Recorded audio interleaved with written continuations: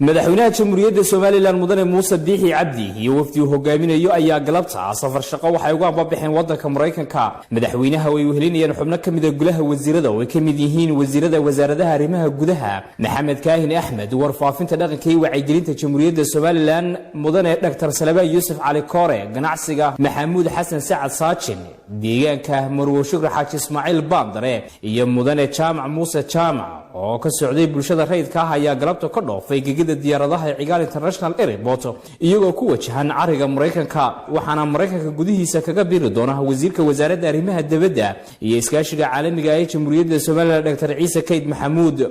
safarka madaxweynaha iyo wafdigiisa ayaa qaadan doona muddo maalmo, waxaana uu halkaasi ku yeelan doonaan kulamo kala duwan. madaxweynaha jamhuuriyadda Soomaaliland mudane Muuse Biixi Cabdi iyo wafdigii uu hogaaminayay ayaa waxay gaareen magaalada Addis Ababa ee dalkaasi Ethiopia, waxaana lagu qaabilay garoonka diyaaradaha ee Bole International Airport. waxaana halkaasi ku soo dhaweeyay madax sare oo ka socotay wasaaradda arrimaha dibadda ee dalka Ethiopia iyo safiirka Soomaaliland u fadhiya Ethiopia.